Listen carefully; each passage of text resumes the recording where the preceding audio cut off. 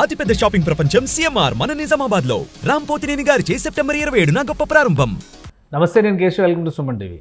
ఆంధ్రప్రదేశ్లో కొత్త ప్రభుత్వం ఏర్పడిన 100 రోజుల్లోనే వైసీపీ రాజ్యసభ సభ్యులు ఒక్కొక్కటిగా వికెట్లు డౌన్ అవుతున్నటువంటి పరిస్థితి కనిపిస్తోంది.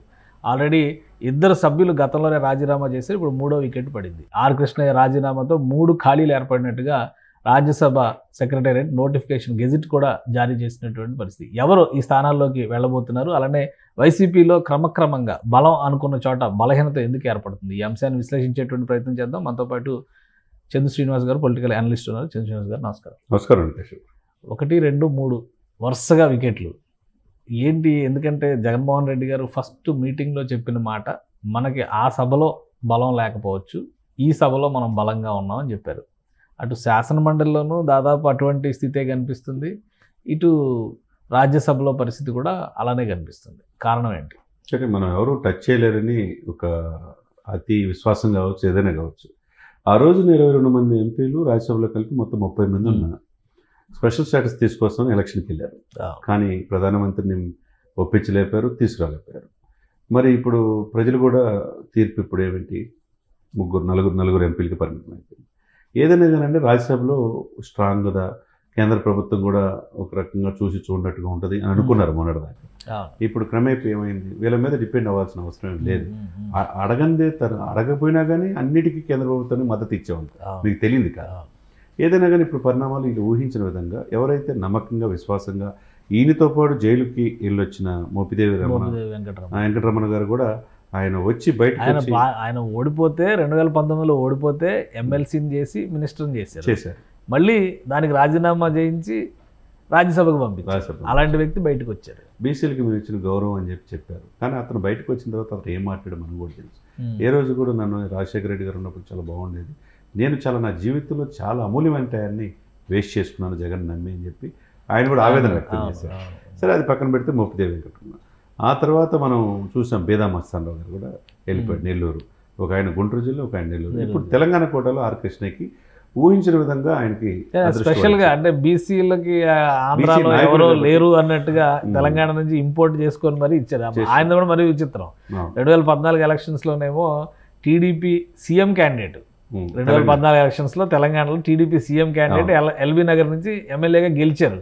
5 ఏళ్ళు ఎమ్మెల్యేగా ఉన్నారు. తర్వాత ఇటు వచ్చారు సడన్గా. సో ఇప్పుడు ఆయన రిజైన్ చేశారు. ఇప్పుడు ప్రస్తుతానం ఎటు ఉంటుంది ఆయన కృష్ణ? ఇది తెలంగాణలో ఉంటుందా, ఆంధ్రాలో ఉంటుందా? ఇక్కడ ఆయన ఓవరాల్గా బీజేపీ ఏంటంటే ఇక్కడ బీసీ సంబంధించిన జాతీయ స్థాయి బోర్డుకి ఆయన తీసుకోవాలనేది ఆలోచన ఉన్నట్టు బీజేపీ పెద్దలతో కూడా ఆయన టచ్లో వెళ్ళినట్టు. మరి సడన్గా మల్లు రవి గారు భేటీ అయ్యారు. అదే ఇక్కడ ఏంటంటే ఇక్కడ ఒకటి సార్, మొన్నటిదాకా ఉన్న మందా కృష్ణ మాదిరి ఏ విధంగా జాతీయ స్థాయిలో మోదీ గారి దగ్గరికి వెళ్ళి వాళ్ళ రిజర్వేషన్ తెచ్చుకున్నాడో తెలుసు. కాబట్టి కేంద్ర పెద్దలతో అధికారంలో ఉన్న పార్టీతోనే ఉంటేనే బీసీలకి న్యాయం జరుగుతుందన్న భావన కావచ్చు, ఏదైనా కావచ్చు, బీజేపీ పెద్దలందరినీ కూడా కలుస్తున్నాడు. రేపు మాప ఏమైందో కృష్ణ గారి భవిష్యత్తు తెలిసిపోయింది. ఇకపోతే 8 ఉన్న బలం ఇప్పుడు ఏంటి 5, 11 నుంచి 8 అంటే 7 అని అనుకోవాలి. ఇంకోటి ఏంటంటే పరిమళ రాత్తో అని ఆయన బీజేపీ మనిషి, అక్కడి నుంచి వచ్చినటువంటి రికమెండేషన్. బీజేపీ అంటే రిలయన్స్ ప్రతినిధి, ఆయన అక్కడి నుంచి వచ్చారు కాబట్టి మీరు అన్నట్టు 7గే పరిమితం. ఇప్పుడు ఈ 3 స్థానాలు ఎవరికి భర్తీ చేస్తారు? సమర్థితంగా పార్టీని కష్టాలు ఉన్నప్పుడు నడిపించిన కనకమేడలు లాంటి వాళ్ళకి ఇవ్వాలి. అదేవిధంగా దేవినేని ఉమాకు కూడా, ఆయన కూడా ఎమ్మెల్యే సీటు కూడా కోల్పోయాడు. కాబట్టి వాళ్ళిద్దరితో అన్నారు, బోర్డు చైర్మన్ అన్నారు. ఇప్పుడు ఇది రాజ్యసభకు వచ్చింది. రాజ్యసభ ఎందుకంటే ఈ డిజర్వ్డ్ కనకమేడలు కూడా కావచ్చు. మొదటి నుంచి కూడా అక్కడ ఢిల్లీలో ఉండి అన్ని సామాజిక ఈక్వేషన్స్ చూస్తారు కదా చంద్రబాబు నాయుడు గారు. ఇప్పుడు దేవినేని ఉమాని అక్కడ పంపించి కూర్చోబెట్టడం కంటే కనకమేడల రవీంద్రబాబు లాంటి వాళ్ళు వెళ్ళి కూర్చుంటే ఆల్రెడీ అక్కడ అనుభవం ఉన్నటువంటి వ్యక్తి కాబట్టి చాలా విషయాల్లో గవర్నమెంట్ కూడా హెల్ప్ అవుతుందనే ఆలోచన ఉండొచ్చు. ఆయన అన్ని విధాలా హెల్ప్ అవుద్ది. ఈ ఇద్దరితో పాటు ఊహించిన విధంగా సామాజిక సమీకరణలో కావచ్చు, పొత్తులో భాగంగా కావచ్చు, తన ఎంపీ స్థానాన్ని వదులుకున్న నాగబాబు గారిని కూడా రాజ్యసభ పంపిస్తారనేది వినపడుతుంది. ఎందుకంటే ఆయన పాపం ఆల్రెడీ ఇల్లు కూడా తీసుకొని ప్రచారం చేసుకొని అనకాపల్లి కన్ఫామ్ అనుకున్న సమయంలో బీజేపీకి టీడీపీ పొత్తులో, అంటే ఇక్కడ కూడా బీజేపీకి రాదు. ఈ 3 సీట్లలో 2 టీడీపీ, 1 జనసేనకి వెళ్ళే అవకాశం ఉంది, స్పష్టంగా కనపడుతుంది ప్రస్తుతానికి.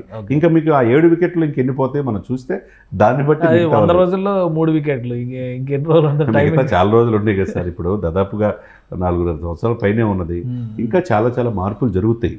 కాబట్టి అంటే స్పష్టంగా ఈ పార్టీలో ఉంటే మన రాజకీయ భవిష్యత్తు లేదనేది అర్థం చేసుకునే వాళ్ళు ఈ పార్టీని వదిలిపెట్టి వైసీపీని వదిలిపెట్టి వెళ్తున్నట్టుగానే కనపడుతుంది. మధ్యలో కొంత ప్రచారం జరిగింది, విజయసాయి రెడ్డి గారి ఆధ్వర్యంలోనే బీజేపీలోకి వెళ్ళిపోతున్నారు ఒక 4-5 అనే ప్రచారం విపరీతంగా జరిగింది. అవును, సో అటువంటి సంకేతాలు అటువంటి ఏమి ఉండవు. ఎందుకంటే విజయసాయి రెడ్డి గారు జగన్ని ఆయన వదలాలనుకున్న ఆయన వదిలే పరిస్థితి లేదు. అన్ని వాళ్ళిద్దరికి మధ్య లింక్, అనేక కేసులు ఉన్నాయి, అనేక ఆరోపణలు ఉన్నాయి, అనేక ఆర్థికపరమైన ఇవి తప్పితే ఆ కనెక్షన్ అనేది ప్రస్తుతానికి అది విడిపోయే అవకాశమే ఉండదు. సో అయితే ఇప్పుడు ఇక్కడ నుంచి నంబర్ పెరిగే అవకాశం అయితే ఉంది వైసీపీ నుంచి బయటకు వచ్చే.